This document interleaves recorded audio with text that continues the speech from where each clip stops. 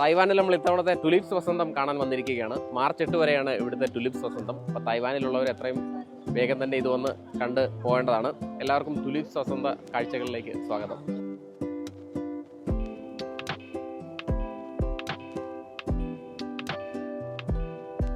ഒരുപാട് ആളുകളാണ് ഈ ഒരു ടുലിപ്സ് വസന്തം കാണാനായിട്ട് ഇവിടെ തടിച്ചുകൂടിയിരിക്കുന്നത്.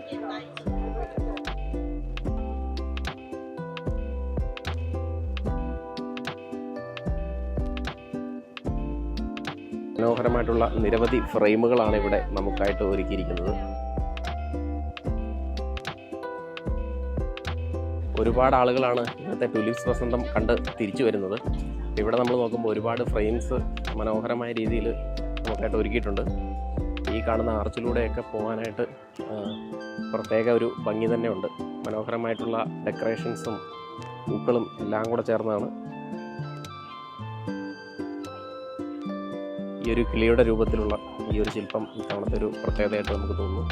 അപ്പോൾ നമ്മൾ കഴിഞ്ഞ കൊല്ലവും കണ്ട CKS ഉപയോഗിച്ചിരുന്ന പഴയ ഒരു കാർ ഇവിടെ ഡിസ്പ്ലേക്ക് വെച്ചിട്ടുണ്ട്. തായ്വാൻ്റെ പ്രസിഡന്റ് ആയിരുന്ന CKS ഉപയോഗിച്ചിരുന്ന ലക്ഷറി കാറാണ്. അത്യാധുനിക ആഡംബര സംവിധാനങ്ങളും ഒപ്പം തന്നെ സുരക്ഷാ സംവിധാനങ്ങളും ബുള്ളറ്റ് പ്രൂഫ് ഗ്ലാസുകളും ഒക്കെ കൂടിയ മനോഹരമായിട്ടുള്ളൊരു കാറാണ്. ഇതിൻ്റെ വലിപ്പം അന്യായ നീളമാണ് കേട്ടോ. ട്രാവലറിൻ്റെ ഒക്കെ അത്രയും നീളമുണ്ട് ഈ ഒരു വാഹനത്തിന്.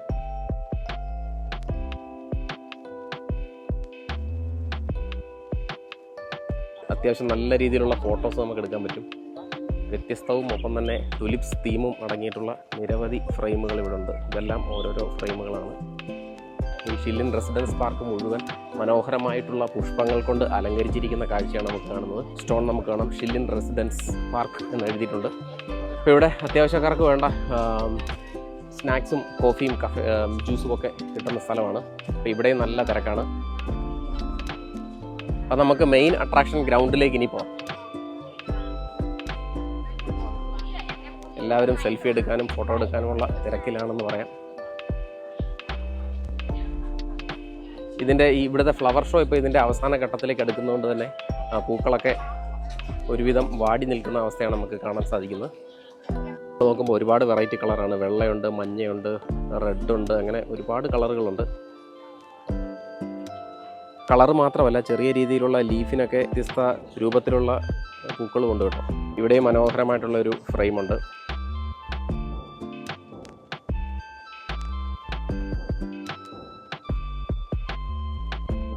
കഴിഞ്ഞ തവണ ഇതേ ടുലിപ്സ് വസന്തം നമ്മൾ കാണാൻ ഇവിടെ എത്തിയിരുന്നു. അന്ന് ഇവിടെ ഒരു അരയന്നത്തെ ആയിരുന്നു വെച്ചിരുന്നതെങ്കിൽ ഇത്തവണ ഒരു ബട്ടർഫ്ലൈയുടെ രൂപത്തിലാണ് ഇവിടെ ഒരുക്കിയിരിക്കുന്നത്.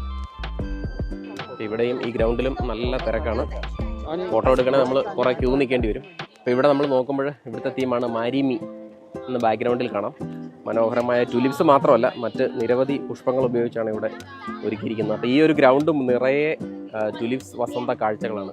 പൂക്കൾ കൊണ്ട് മനോഹരമായ രീതിയിലാണ് ഇവിടെ ഒരുക്കിയിരിക്കുന്നത്. നിരവധി ഫ്രെയിമുകൾ ഇവിടെയും നമുക്കായിട്ട് ഒരുക്കിയിട്ടുണ്ട്. അപ്പം അങ്ങനെ നമ്മൾ ഗ്രൗണ്ടിൻ്റെ ഉള്ളിലേക്ക് കടന്നിരിക്കുകയാണ്. അപ്പോൾ ഇവിടെയും നടപ്പാത ഇതിൻ്റെ സൈഡിൽ കൂടി ഒരുക്കിയിട്ടുണ്ട്. ഈ പാതയുടെ രണ്ട് സൈഡിലും ടുലിപ്സ് പൂക്കളുടെ ഒരു വസന്തമാണ് ഇവിടെ.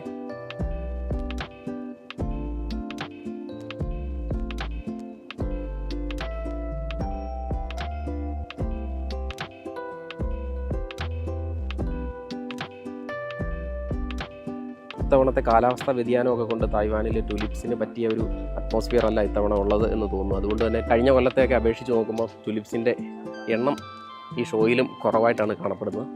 പല നിറത്തിലുള്ള ടുലിപ്പ് ചെടികൾ നമുക്കിവിടെ കാണാം. എല്ലാവരും ഇതിൻ്റെ കൂടെ നിന്ന് ഫോട്ടോ എടുക്കുന്നതിനുള്ള തിരക്കിലാണ്.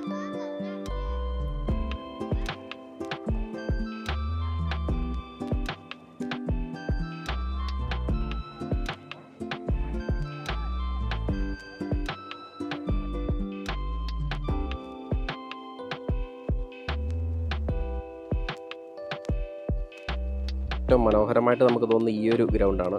മുമ്പേ കണ്ട ഗ്രൗണ്ടിൽ നിന്നൊക്കെ മുന്നോട്ട് വന്നു. ഇവിടുത്തെ പൂക്കൾ കുറച്ചുകൂടെ ഫ്രഷാണ്. ഒപ്പം തന്നെ ഒരുപാട് തിക്കിൽ ടുലിപ്സ് തന്നെ വെറൈറ്റീസ് ഇവിടെ വെച്ചിട്ടുണ്ട്. ഇവിടെ വാളിൽ മനോഹരമായ രീതിയിൽ ടുലിപ്സ് വെച്ചിട്ടുണ്ട്.